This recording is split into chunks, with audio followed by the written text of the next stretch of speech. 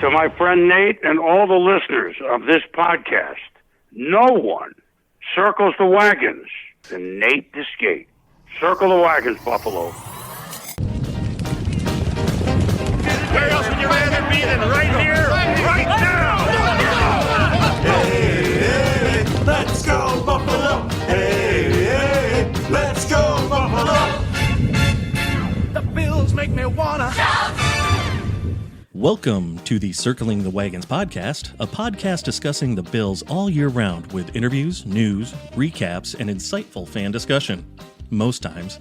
Here's your host and lifelong Bills fan, Nate. Well, then the rest of it we'll just slide into, figure out one way or That's what she another. said. Okay. Hey, Bills Mafia. Welcome to another episode of Circling the Wagons, a Buffalo Bills fan podcast. I am your host, Nate. Guys, thank you so much for joining us. We have a lot of things to discuss. We're going to preview the Bills Broncos Monday Night Football game. We're going to give some midseason awards to the Buffalo Bills, some good awards, some bad awards. We're going to talk about that. We're going to talk about some thoughts just in general on the team itself, and then some gambling scenarios at the end. But first, this episode is brought to you by the TwinSpires Sportsbook at Del Lago and Waterloo, New York at the Del Lago Resort and Casino. I'm joined by my co-hosts, John and Mike. And John and Mike, fellas, let's start off this episode with telling me where your mindset is when it comes to the Buffalo Bills. We've had about a week now to, take in that Bengals loss. Usually by Sunday, Monday, you're feeling good about the next game. John, I'll start with you. I have a hunch of where you're at mentally, but where are you at? I have mixed emotions. I'm optimistic, but I also realize that after the Denver game, which is still not a guarantee, the schedule gets way harder. So they haven't found themselves yet as a team this year, so it's a little concerning. And especially looking at the standings and there's some bad teams that are only within a game of us behind us, right? Like we're down there, so. There's some good teams that are within a game of us, too, that just haven't really found their footing yet, but could easily make a strike at any time. Like the Chargers are 4-5, teams like that. So, yeah, that's a good point. The AFC is really good this year. There's a lot of teams that are 500 or above. Mike, how are you feeling mentally? I'm feeling amazing, Nate. The Bills didn't play today, but things couldn't have gone any better, right? The Patriots lost, the Bengals lost, the Ravens lost, the Jags lost, the Chargers lost. Amazing. So good. And the Bills win tomorrow, right back on track. Right back on track. So Or they could lose tomorrow. Yeah, but are you somebody that thinks if they lose tomorrow, it's over? Because I'm not. Like, just looking today at the Bengals Texans, right? We're thinking like, oh, Bengals and KC are the toast of the AFC. Like, we can't beat the Bengals. Bengals beat us. Well, the Texans beat them. Like the games, but we destroyed Miami. Yeah, that so was week league. 4. It's a week-to-week league. So long ago. There's no circular logic in any of this. If this happens, then that happens, and that happens related to that. It's just not. It's about getting hot at the right time and being healthy. Those are the two. Are just making it into the tournament, right? Like, we don't care. Like, just got to get in. I don't know if they're going to get in. That's the problem. So I was reading several different things over the weekend where if the Bills win, they have like a 61% chance. And then if they lose, their chances of making the playoffs go down to like 40. Sometimes I've seen below 40, in the 20s even somehow. I think it all depends on the math and the formulas. I saw something on New York Times playoff simulator where if the Bills can somehow pull out 5 more games, and that would lead them to 10-7, then they have a 70+% chance of making the playoffs. So going 5-3 the next 8 games. I mean, it's not out of the realm of possibilities. I think this is a weird place to be in as Bills fans. I mean, as podcasters, for us, ever since the season where they basically went 6-10 before they got Josh Allen, or Josh Allen's rookie year rather, it's been a guarantee that they'd make the playoffs, right? Like this is kind of uncharted territory for us in the last few years. This is kind of a weird thing to think that they might not. I still think that it's a good possibility. I'd still say it's over 50% for sure. But like, if they lose against the Broncos, we're all going to be thinking something completely different. I think. Mike, you won't. I know you're psyched. I know a lot of things went well this weekend. A loss to the Broncos could lead to like, just absolute, just apocalyptic type war dystopian sort of feeling in Buffalo. Don't you get that feeling?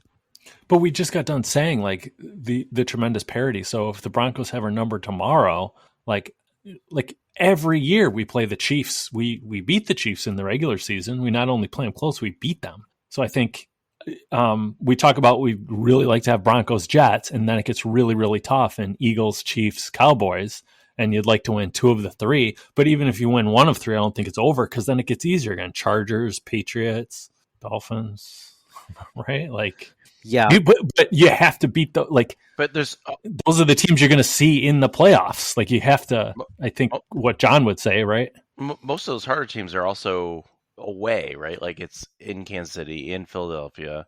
The Chargers are away also, so going coast to coast isn't easy. Miami's away, right? Like Miami's away.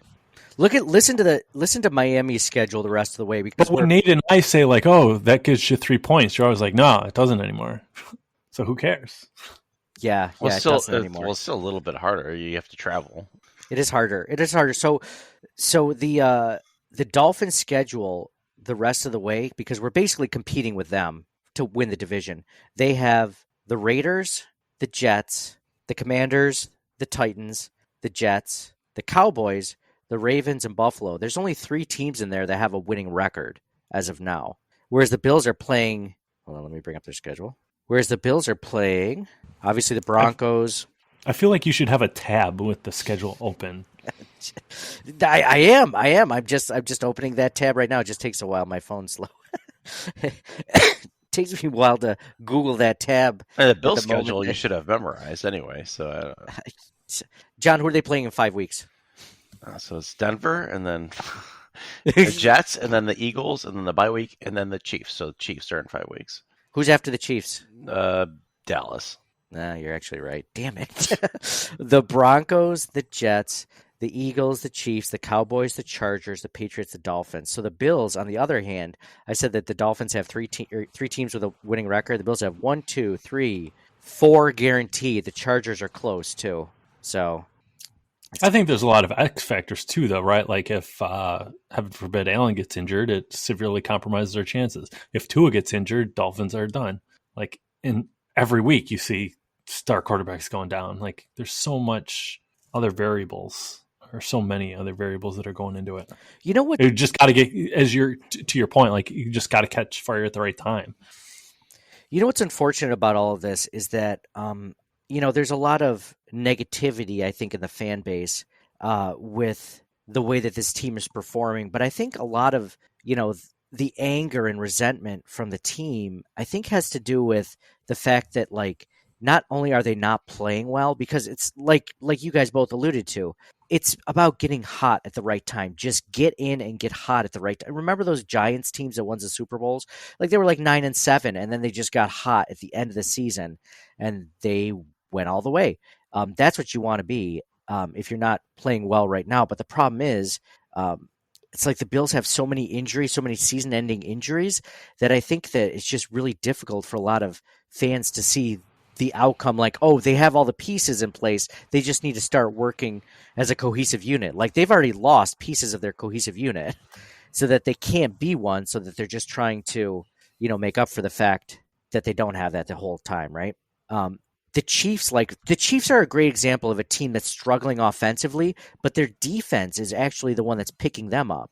So they're, 7-2 or whatever. Like, imagine if the Bills had Milano, Tre'Davious White, Daquan Jones still in the lineup.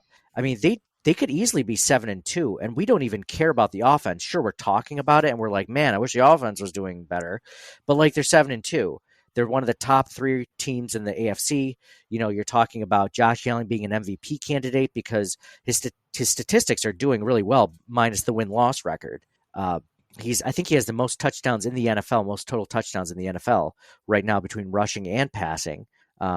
He has it's just unfortunate that the Bills have the injuries on defense that they can't get bailed out by the defense this year like they were able to last year. You know what I mean?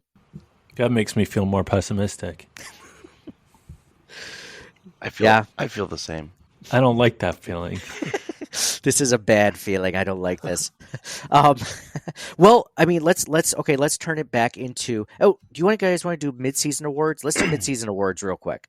Okay, so let's start off with most surprising Buffalo Bill so far. 9 weeks in, it's kind of like our version of the Dundies, right? The CTWs maybe, and let's give a player an award for the most surprising performance thus far, in a good way, because we'll get into a bad way next, but like in a good way. Who do you think is having the most surprising performance through week 9? So I'll start first, just to give you guys the time to think of who you want to say. I'm going to start with Spencer Brown. I think that we as a fan base, myself included, and I've mentioned this in our training camp podcast, preseason podcast, I've been severely worried about the right tackle position. It's starting to think like if Deion Dawkins ever went down, I don't know who would take with Spencer Brown, move over to left tackle. It's a scary scenario. He's held his own. He hasn't been great, but he's been a lot better than what I thought he would be. And, I think in order to make a playoff run, when you have this many, holds on defense, I mean, the offensive line as a whole, we were worried about before the season, and it's been playing pretty well, and it hasn't really been banged up hardly at all. Like not a lot of missed snaps. So I don't think that they're great. I think they're playing above average, and I only 1 or 2 games that I can remember where the pressure was really an issue and you needed more help from the offensive line.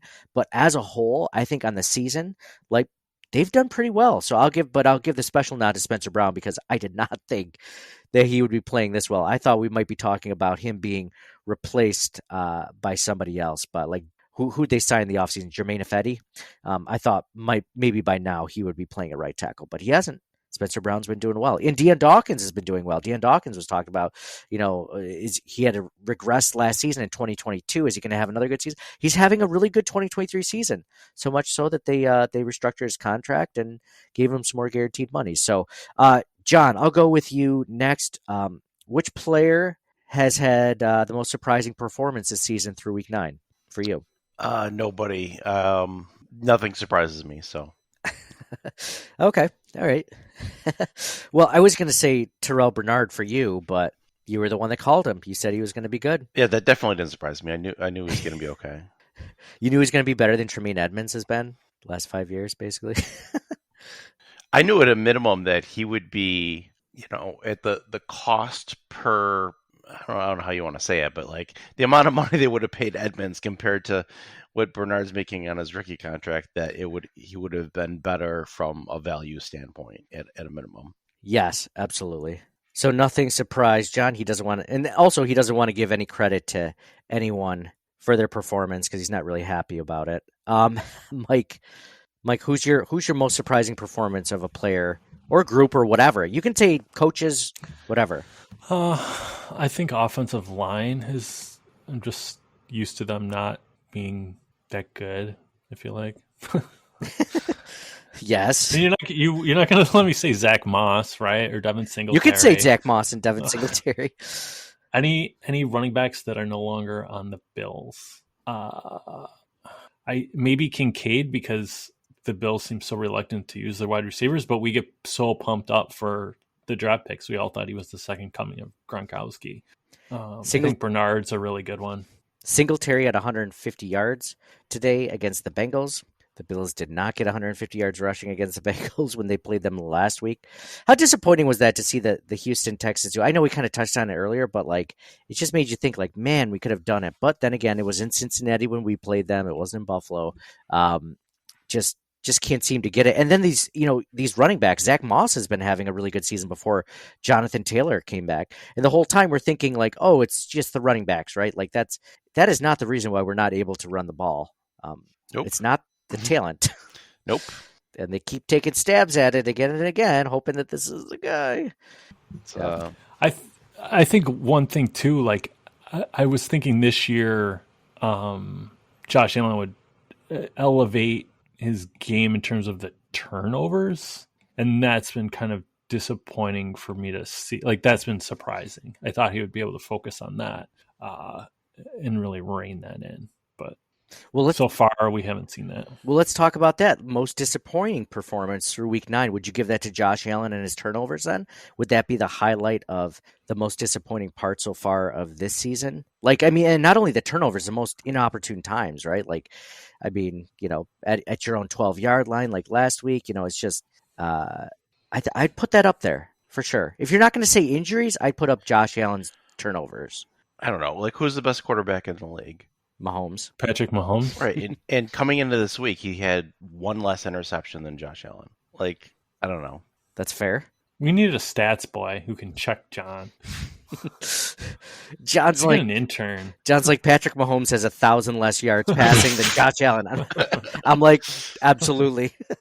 I'm like, he's such garbage compared to Josh Allen. No, Allen has 9 and Mahomes has 8 coming into this week. What is that? Interception? Yeah.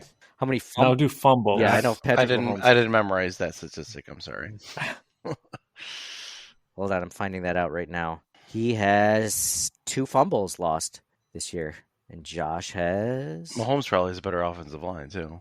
I know you guys just voted like the Bills' offensive line is the most surprising thing, but I still think they're pretty average. Yeah. So Josh Allen... average can be surprising. Josh Allen lost 2 fumbles. Patrick Mahomes lost 2 fumbles. Yeah, there you go.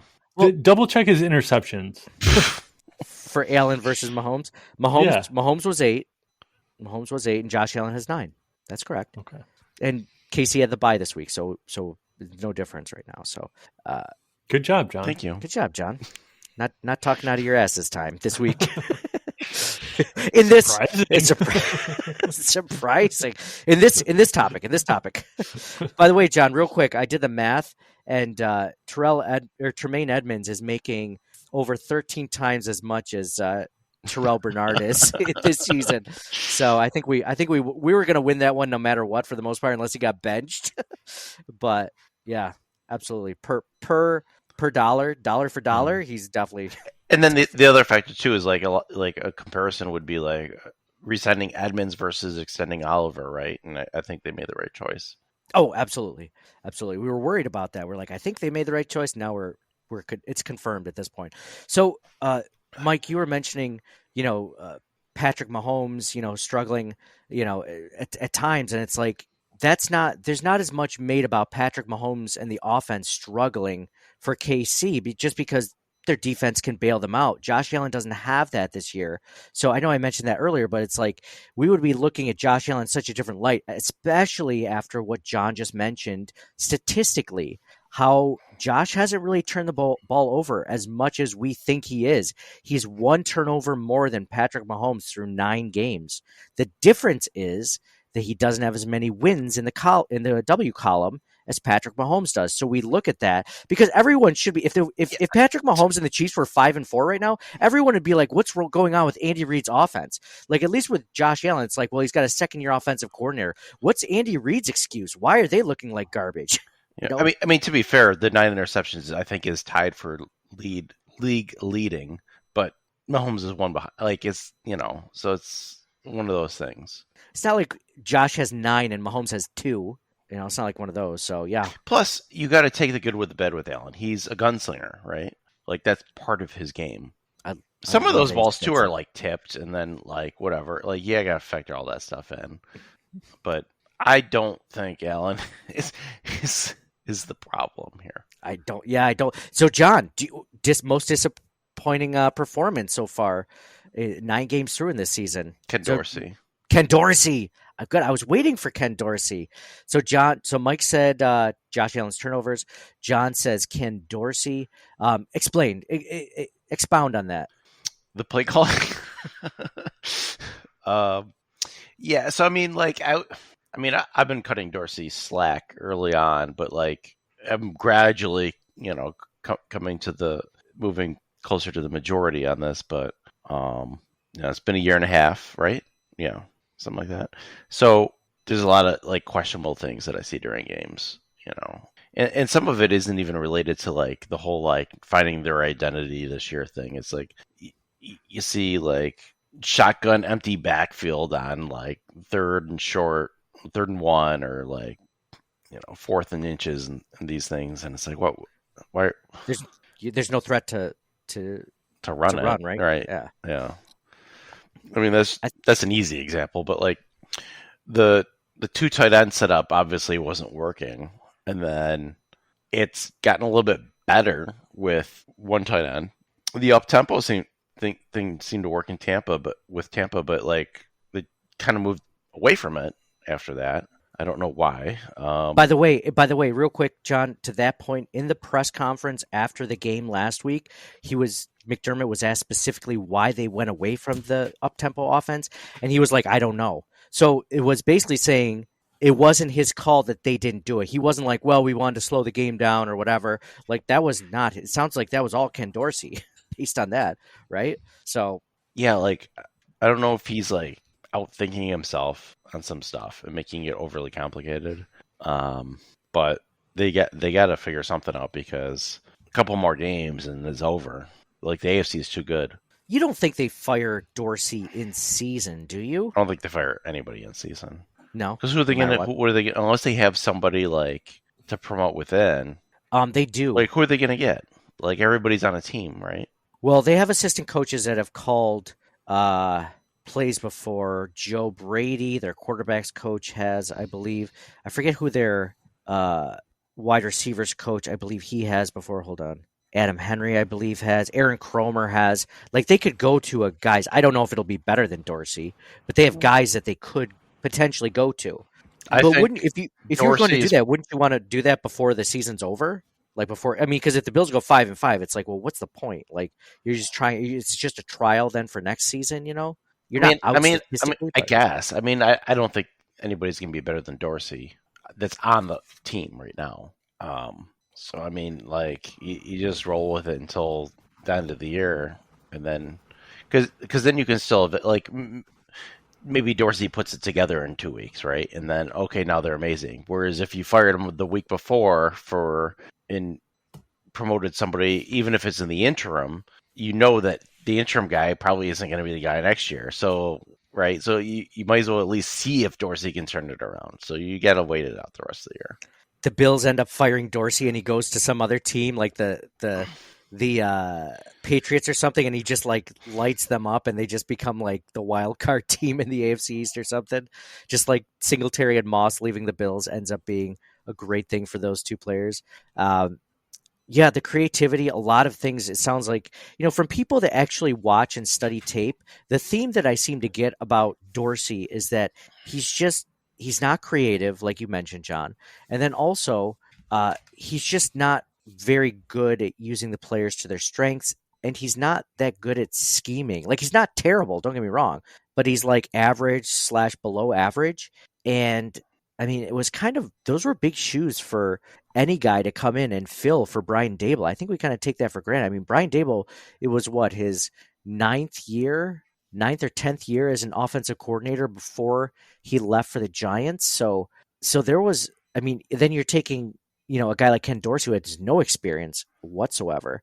It's not like, Ken Dorsey took 2 or 3 stints before he made it to Buffalo. And then he also played, in NCAA and for Alabama. He was the offensive coordinator there for a national championship team.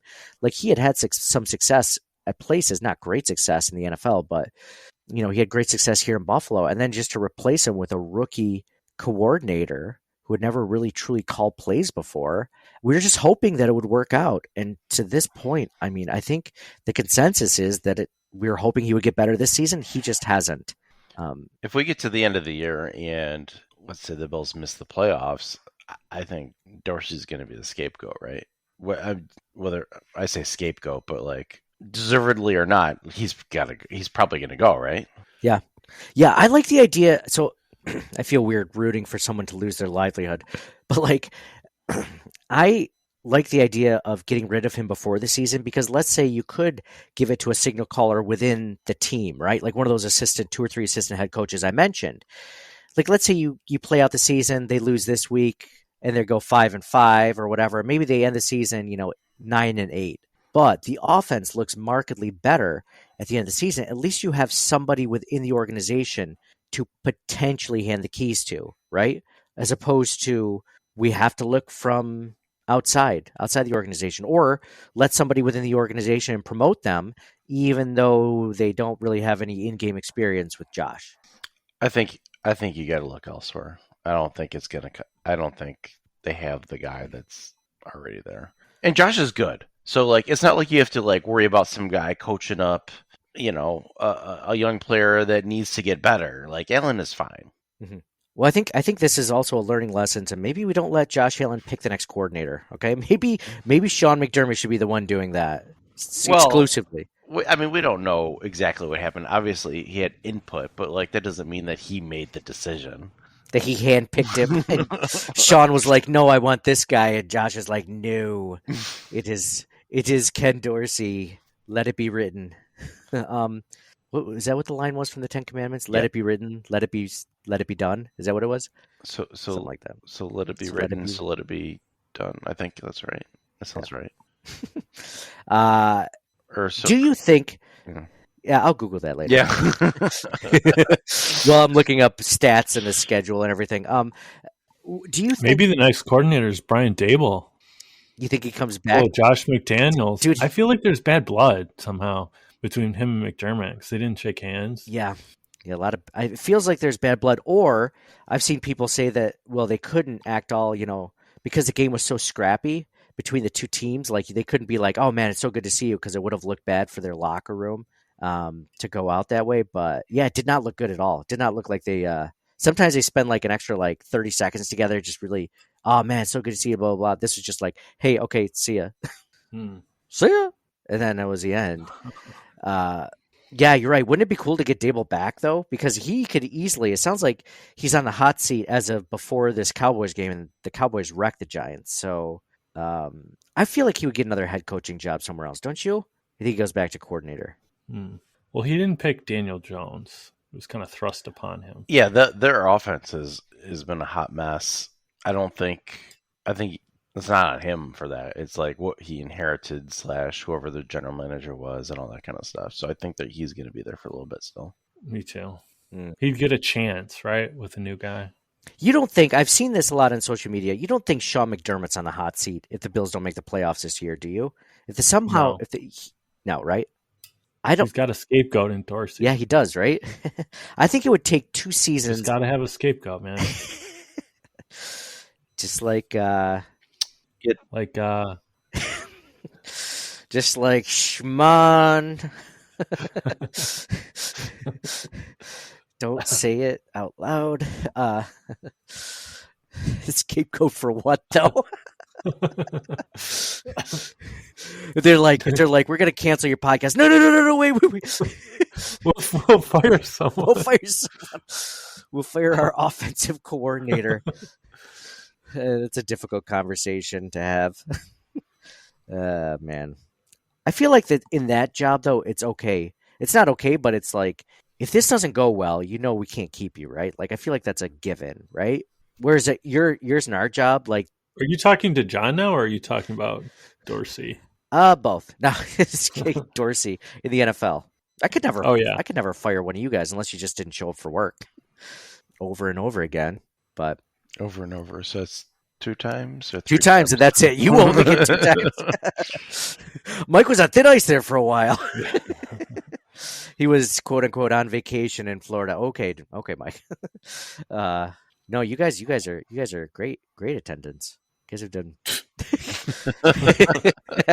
No. You guys are not my Ken Dorsey. So I don't think I was saying that over social media on X. Should I call it X or Twitter? I still can't.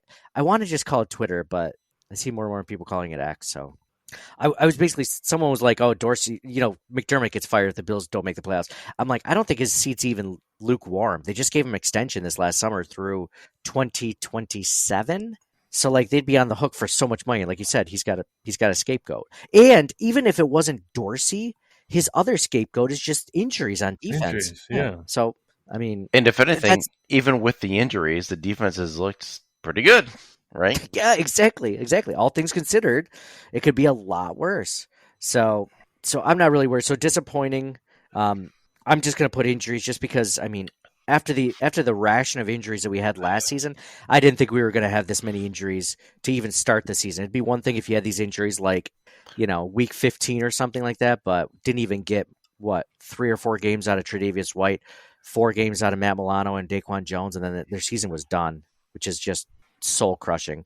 Not only that, we do know that Micah Hyde and Christian Benford will both be out for this next game. Let's go right into that too. So those are the only midseason awards that we wanted to go into. Let's go into the injury report. So you're talking about the injuries. So the other thing, like to not pile on more on Dorsey, I guess, is that the offense hasn't had really any injuries, and the only one that they've had, Knox, they got better. Yeah, it might actually be addition by subtraction. Yeah, it might actually be something that worked out, and he doesn't have that excuse like McDermott does. And McDermott's doing a hell of a job as a coordinator. So right now, like I mentioned, Micah Hyde and Christian Benford both out for this game, which stinks. But at the same time, it's like, well, if we get them back for next week's game versus the Eagles, then it'll be. I mean, we need to be full strength by that game. This game we might be able to get away with and still win. I don't think we can do that. Next week. I don't know about that. The Broncos can play, and their offense has been pretty decent. Like we're going to be down White and Benford, so their top 2 corners, and Micah Hyde and one of their safeties. So 3 of their 4 defensive backs are out, and possibly Terrell Bernard. He's questionable. Right. Right. So then, you might have Poyer. They're only healthy starting defensive back might be cheating up and playing more linebacker because of the Bernard injury. So now, you got 3 or 4 new guys playing, not new, but backups playing for defensive back. That's not good. And their pass rush has not been good either. It was to start the season, but the last couple of weeks, it hasn't been that good. So we're going to get into betting, but I don't think this is a bet. I don't think you can bet on defensive players. I don't think that's a prop that you can do. I mean, at least I haven't looked into it. But what do you think about this? Von Miller revenge game against the Broncos. Did you see he was already talking about that, saying it's not a revenge game and all that kind of stuff? Oh, they have to say that, don't they? He does. But he's also not necessarily healthy yet. That's also true. Or maybe he's healthy but not fully ready to go. Look at Tre'Davious White, right? A year removed from his injury, and he wasn't quite there yet until the beginning of this year. And then, of course, he got hurt again, which really stinks a lot. But Von Miller, I'm looking at him, I'm thinking it's going to be probably December before he starts going, being effective again. So I don't see it happening this game for him. I don't think this would be nearly as bad if Vaughn hadn't said that he would be ready week 1. And even then we were like, that's not going to happen. Yeah, we already knew. Said it. Yeah. But just the fact that he said it, so you're like, okay, well, you won't be ready week 1, but you'll be ready by week 6, right? And it's like, nope, not even ready by then, really. So, yeah. What was all that 1 in a million talk, Vaughn? We were all, you got our expectations. Isn't that, there's got to be something like that. It's just his own positivity and him, I think that's just his personality. You're right. Just if set the quarterback, if it wasn't a 7-step drop, if it was a 12, 15-step drop, he would have 10 sacks by now. Yeah, he gets corralled around the way behind the quarterback a lot in the last couple of weeks, right? Way. Remember, that's how you used to be able to play Madden and all those NFL games. It's just drop back 20 yards and then hit the X or Y or whatever. Tecmo Super Bowl, you could drop back 50 yards and then throw it. 50 yards, and then still launch it 100 in your own end zone. So looking at the Denver Broncos, they're 3-5. Your proposal was to bet on the complete ineffectiveness of Von Miller tomorrow. That was your idea. Yeah, I was going to bet if he was over under half a sack, I'd bet on the 1 sack. I think he gets 1 tomorrow. Or today, or whatever. Oh, you're saying he actually does do 1? Yes, I feel like he gets a sack. This is the game where he gets 1. Finally, makes it. Absolutely. It's at home. He's going to say that, I've been playing fantasy enough. Now, I'm not playing it now, but, I've played fantasy enough to know that, the revenge game is a very real thing. I mean, we saw it when the Giants and the Bills, the Giants, who played like garbage the entire season, came to life against the Buffalo Bills. of course, like 6 or 7 of their roster players were from the Bills. The thing is, coaching. It wasn't like that he didn't leave on bad terms, and like it was 2 teams ago. So it's like, but that's the thing. It doesn't matter. It doesn't have to be like this like even it could have been kumbaya and they could have like hugged and kissed at the end and then they just got traded or something, or they just got signed in another team. There's just a chip on the shoulder of those guys that these athletes, they find, the smallest thing. And this is just, for some reason, it's one of those things, is the team that left you or the team that like let you go or traded you or whatever. I don't know. I feel like you don't, like, a player like him does need extra motivation.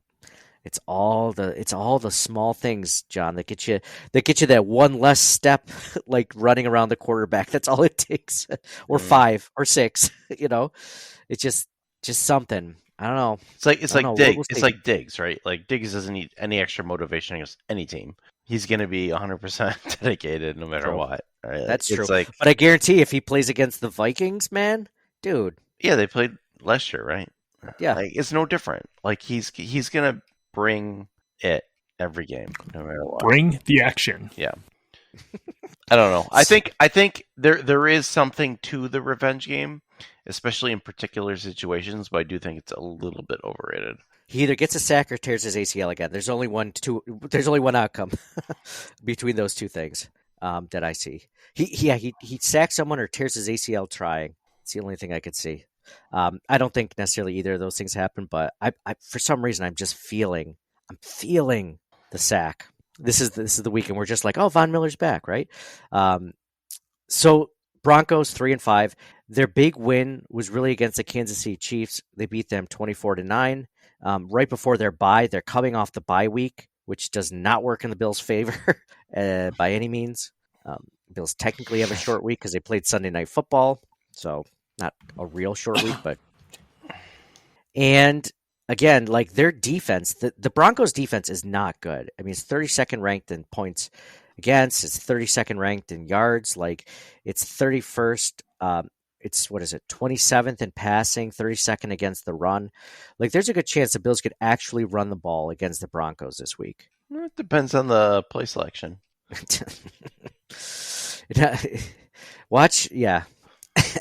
Watch the run like start off really well. They score a touchdown or two. Like James Cook is cooking, right? Captain Cook cooks, and then they're just like, you know what? We're just gonna pass. We're just gonna pass every play.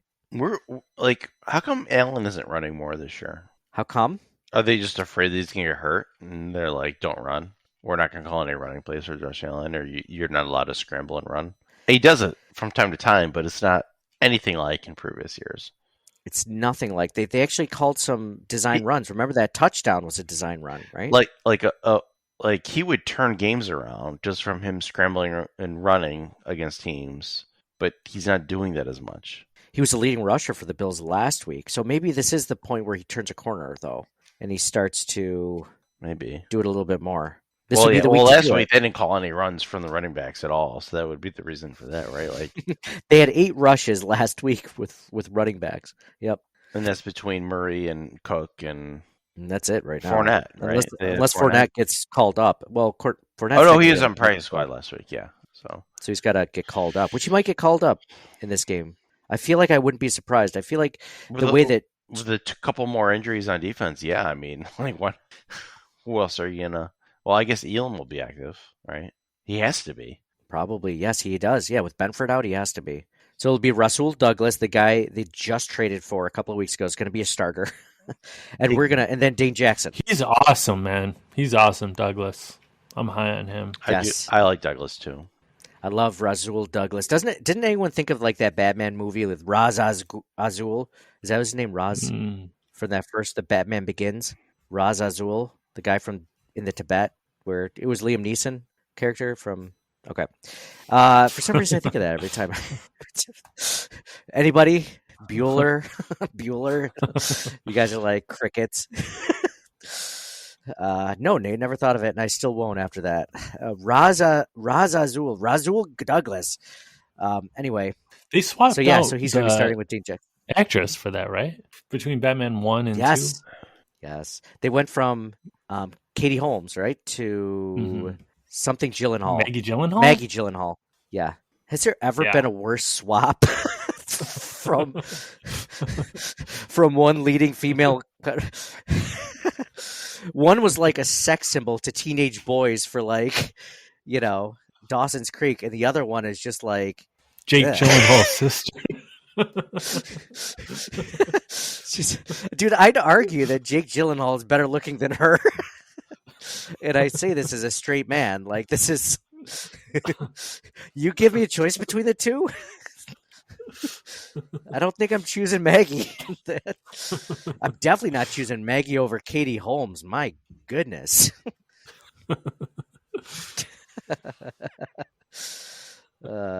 It's like, oh, this is. It would be different. It would be different if like the Batman franchise wasn't big and we're like, nobody will notice it. No one really watches these things. It's like everyone watches these things. These are like one of the most. This is before the Marvel movies came out. These are the most popular movies ever. You're gonna switch out somebody who's like, I don't know. That would be what's the equivalent? What's the male equivalent? So I can like Christian Bale. In case there are women listening, Christian Bale for Steve Buscemi.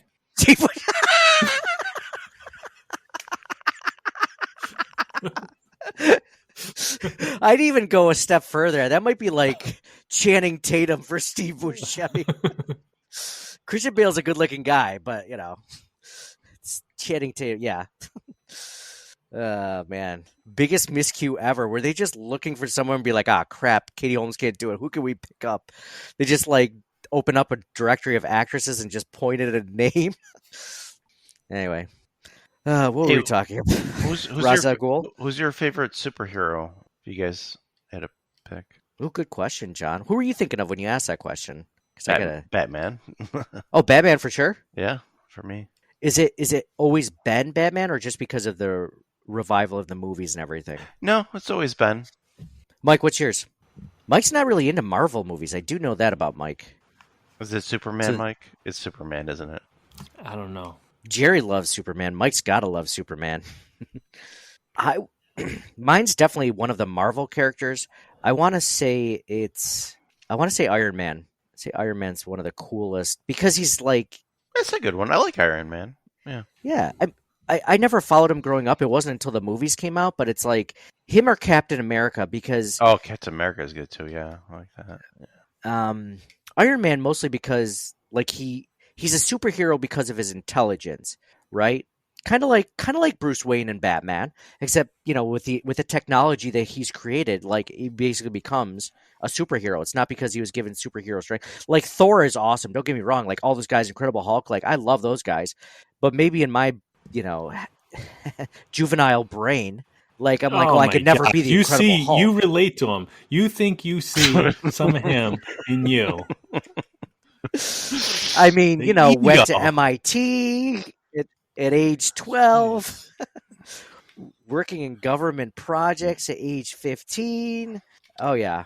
I think part of it, too, for me, like, as cool as Batman is, like, I think the villains are really good in that series, too. The Joker, the Riddler, the Penguin, you got Catwoman, like, all these different things. I think that's part of it. Yeah, they do have some really good bad guys. I agree there. So, yeah, Captain America or... Yeah, Iron Man, and then maybe Captain America. Underdog stories. Well, Tony was about to get he was captured in Afghanistan, and then he was told to create his weapons for them, and all the whole while he was just creating an Iron Man suit, and they didn't know it until he broke through and killed them all. That was awesome. Like that's just a cool story. The whole thing could have ended right there. I'd be like, still my favorite superhero. If that was all he did, I'd be like, that is sick. That is such a cool idea. But yeah. Let's see. What were we talking about? Oh yeah, Rasul Douglas. Okay. Superheroes. That was fun. That was a fun tangent. Yeah, so they're gonna probably play a lot of like they usually play a lot of nickel type things, or anyway, right? So like you got Taron Johnson out there with what were we thinking? Douglas and Jackson. Yep. And then Poyer's gonna be out there, and then we'll probably see a lot of Elam, I would think, right?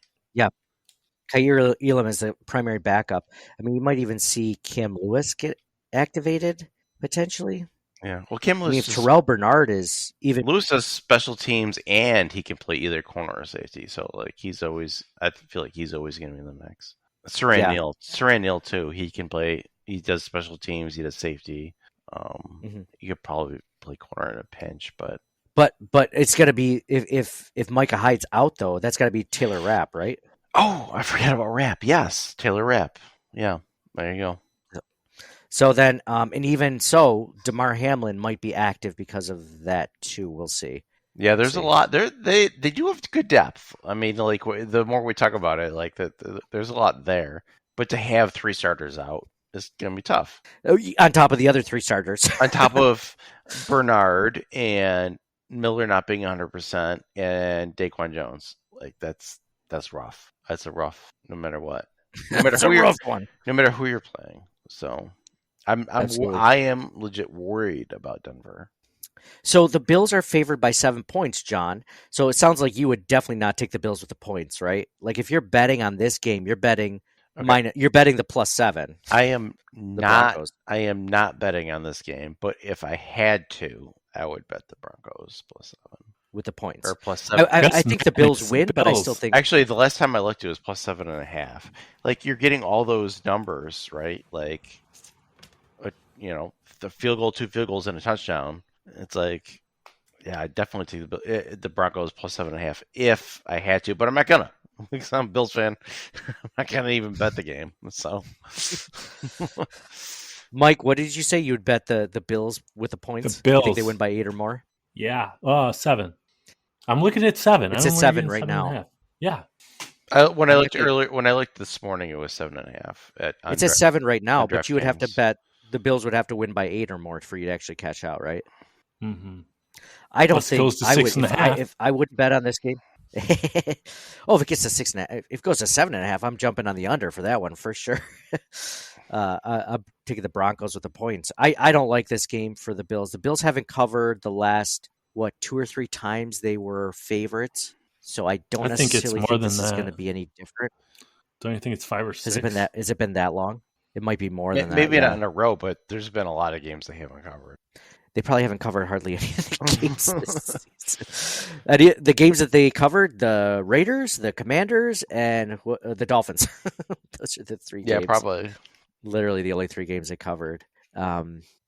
So let's look at some player TDs. So right now, we say that the Bills have this could be a game where like Latavius Murray gets an anytime touchdown. We just talked about how bad the Raiders are run defensively.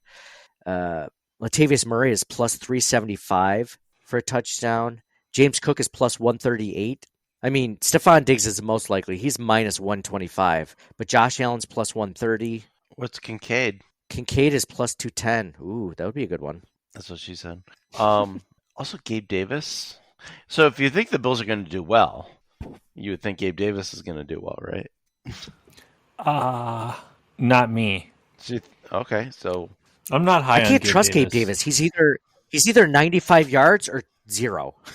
Like there's no in between. But the games that they win, he's usually involved, right? So yes. if Mike's thinking they're going to win by more than 7, then maybe Gabe Davis is more involved. See, it's funny, the line for Dalton Kincaid has definitely gone up. You were able to make a lot of money over the last few weeks with Dalton Kincaid. Now his over-under is 52.5 yards. Before it was always like 36, 37, 38. Like what are his receptions? Because his targets have gone up a lot too. Receptions used to be like 3.5 receptions, and like that's an easy. Like, and then he would get 10 receptions, and then the next week it would be like 3.5 again. You'd be like, this is an easy one. That's the beauty. If you're a Bills fan, player prop bets are a way to definitely make some money. So Stephon Diggs is over under 6.5 receptions. James Cook is over under 2.5. Khalil Shakir over under 3.5. I think that might be a decent one to go over on. That's a tough one. It's a tough one. Dalton Kincaid is over under 5.5. So that's a tough one, but I still think it's very possible. Yeah, that's tough too. It's +120 on the over. Yeah. Well, that's the thing. Like being a Bills fan, you're intimately familiar with their personnel and everything. So like the first half of the season, you could be making some money, but like the second half of the season, Vegas catches up with it, and they're like, "Oh, okay, well, now we're going to price it correctly." Yeah, exactly. So like our advantage has definitely gotten lost a little bit. Josh Allen over under 32.5 rushing yards. He had 41, I believe, last week against the Bengals. I think this is a week where he goes over. I know. I feel like I've said that before too, and he doesn't because they don't. Yeah, but you said that before they made an issue of actually starting to run Josh Allen, and I think that they're turning the clock on, or turning their stance on that because of how they're like, we need something. We're like, we need. So they had a couple of design plays, and then a couple of plays just broke down where Josh needed to run last week. He was their leading rusher. But you're right. That's an if you want to do, because he's been the under almost every week besides the last few, Yeah. Over under passing yards, 274.5 for Josh Allen. Just think about it. So, we have to be really worried if the Bills lose this week, right? The team is thinking the same thing. They just had a players-only meeting right in the locker room. What do you guys think of players-only meetings, by the way? Does it matter? Wouldn't know. I think it's like a meeting where just the players meet. Oh, fair enough. Fair enough. Good point, John. I was listening to a few different things, and people were saying that these happen during the season. You just don't necessarily get reported on them. Latavius Murray led this one specifically for the offense. But I mean, would you be surprised if the Bills came out just firing on all cylinders, offensively? I feel like this is the game to do it if you're going to do it. The thing is, it feels like one of those every other game things again, where we've seen the last couple of years. Sometimes it's oh, they're good this week, not good that week, good this week, then not good again. So you're right in that regard, but I'm extremely worried for the rest of the season. Even if they beat Denver handily, I'm still worried for the rest of the season. They might not get out of this funk, right? Right. They could beat Denver 50-14, and I'll be like, well, I don't know, because great win, but I'm still worried about all those other teams the rest of the way. Well, I think a lot of Bills Mafia feels the way you do, John, and I think a decent portion feel the same way with Mike. I mean, I did a poll on Twitter. I said, how do you guys feel about the Bills Broncos game? And very good to okay to not good. And it was almost exactly 40% said okay, and then 30% above said very good, and then 30% below. It was the perfect margin of 600 votes. So Bills Mafia is completely spread about this game, not feeling confident whatsoever. I feel like we used to go into these games against teams that were 3-5 and say, I think we got this one.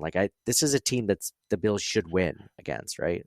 Yeah, but we also lost to the last place team in the AFC currently, right? So yeah, I get it's a divisional opponent and those games are different, but if we're one of the elites, you have to beat the worst team in the AFC, right? Yeah, yes, for sure. I mean, this is the Bills are playing at home. This is a huge, advantage being at home. They're traveling from West Coast to East Coast. John, if you were to give a prediction, do you think that the Bills win this one? Because we were mentioning, the Bills don't cover that 7 points, and I'm kind of with you on that one. Mike thinks they do, so he obviously thinks they win. But do you see the Bills winning that one? Prediction time. Yeah, my prediction would be that they win, but not necessarily cover. So I don't know. I think we win this one, but I think that it's a possibility that the Bills win, but you're not looking at this game okay, well, they answered all their questions offensively. To go into the Eagles game, you're not oh, now everything's okay. If they could just do that in the Eagles game, you're no, they still haven't proven anything. Offensively. Even if they did amazing, it's you can't. I don't know if you can use the Broncos as a benchmark for offense versus defense. At least you could say, though, if they beat the Broncos handily, you could at least take that. You're right. It doesn't matter. We mentioned that before. It's an any given Sunday week. Things change from time to time. But I feel like you could say, well, at least they showed it recently. They haven't shown it since... What game have they haven't scored more than 24, 25 points since week 4, where they scored 48 against the Dolphins. That was the last time the offense looked halfway decent. It was against the Dolphins. And after that Dolphins game, you're they're going to roll this whole entire league. They're just... And then we found out the Dolphins can't beat winning teams. So teams with winning records. So... Factually correct. I think they win. I don't think they cover. I think they, we look at this game and they win by 4 or 5 points maybe, or 6 points at most. And you're okay, they won 37-31. Great, right? Yeah. Like that's great, Well, but I still don't feel great. I think they win. They win don't feel good handily, about win this. by 24 going away. I can't wait to talk about this. I can't wait to talk about this post game with you guys. So we're gonna record a recap podcast. It'll air on the Buffalo Rumblings podcast network on Friday. But if you follow our own podcast feed, you'll get it sometime on Tuesday. So check out, us for that one. Let's do a quick giveaway. We haven't done a giveaway since last week. We haven't done a giveaway in a while since last week. Let's see. If you are interested in doing the new Zelda movie, John? Say again. Are you excited for the new Zelda movie? You know what? I seen it, but I haven't clicked on any of the actual things about it yet. But yes, I'm excited to have a Zelda movie for sure. The Mario movie was awesome, I thought. I didn't see it. It was really good. It was good. It was good. I did see it. Kids liked it. John's like, I haven't really thought about the Zelda movie. Meanwhile, as soon as you mentioned it, he was at quarter chub, just thinking about it. He's like, this is... It's like, I have... thank you for... Tilt your camera up a little, for John. reminding me about the Zelda movie, because I wanted to look more into that. But no, it'll be interesting. I don't know anything about it yet, and I don't know if they've revealed anything yet, but Link doesn't usually speak, so if there's a movie, will he speak is a question. Got to, right? Because I think the point of the video games is that you are Link, so you're speaking for him, so he doesn't actually say anything. I mean, there's implied stuff, but usually the other characters talk to him, and he's just almost like an NPC, right? In a response, but it's you're the person controlling Link. You are Link, so a movie would be very interesting, whichever direction they go in. Well, if it's anything like Mario Brothers, I don't know if you guys have seen the Sonic movies, all the nostalgic movies from our childhood, those have all been really good so far. So I would have to believe that Zelda would be right up there too. I've been my son's finally starting to get into those movies, and he's there. My son loves Sonic right now, and he's dressed up for him as Halloween. So the Sonic movies were done really good. Really well. I mean, as far as, you kind of go into them, you're like, I hope it's good. This could easily ruin, parts of my childhood if it doesn't go well or whatever. So, but no, and then same thing with Mario Brothers. That was a really good. Well, if you remember, late 80s, early 90s, when they were doing the Super Mario Brothers show and stuff, they also had that Zelda cartoon, and Link spoke in that. So I guess there's that was, I don't think it would be anything like that, but that was kind of cool though. I really loved those shows as a kid. I never saw the Zelda one. I think I only saw the Super Mario one. It's probably on right after. I got the Zelda ones on DVD. If you ever want to borrow them, you can take a gander. No, thanks. No, I'm good. No, you're good. It sounds like Mike might be interested. He's nodding over here, yeah, I remember that. That was a good show. No, I might be into it. Yeah, but you never knew when they were going to do that little segment. Yeah.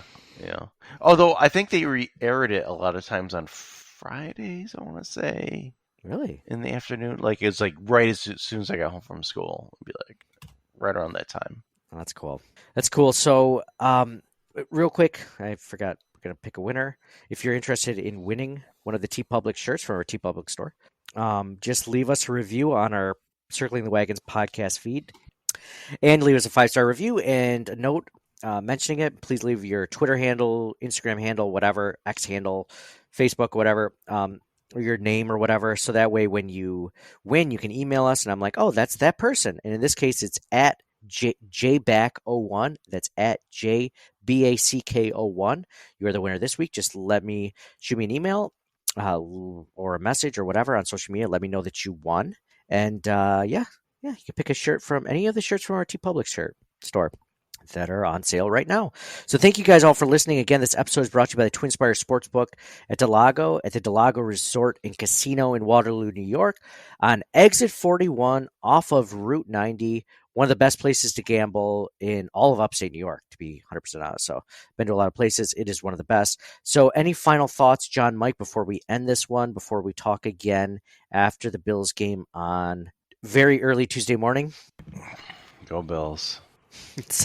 Okay, so signing off for John. We're doing this podcast at halftime, the way the Bills are going to roll the Broncos. I love your enthusiasm, Mike. I wish I could just sink my teeth into it and just, somehow ingest it. Without sounding weird, okay? I've been watching a lot of serial killer documentaries. Just, put it on a spit and just Lock it in the basement. Yeah. I wish I could take your enthusiasm. Yeah, tie it up with some zip ties and some, rope.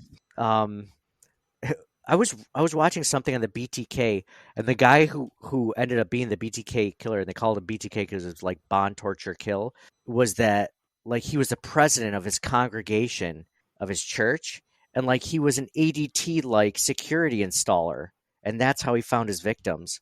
So anyway, on that positive note, signing off for John. Yeah, I got nothing. Go Bills. You'll be talking to John. If the Bills win by 7 or more, John's going to be much happier than he is right now. So signing off for Mike. Go Bills. Can't wait. Prime time, Monday night. Woo! Woo! And for me, Nate. Favorite podcast service. Email us at ctwpod@gmail.com. That's Charlie Tango Whiskey Pod @gmail.com. Follow us on Facebook and Twitter at CTWPod. And most importantly, go Bills! Nobody circles the wagons like the Buffalo Bills. Nobody circles the wagons like the Buffalo Bills, Nate. Well, listen, the whole show is called Circling the Wagons. Say no more. I love it.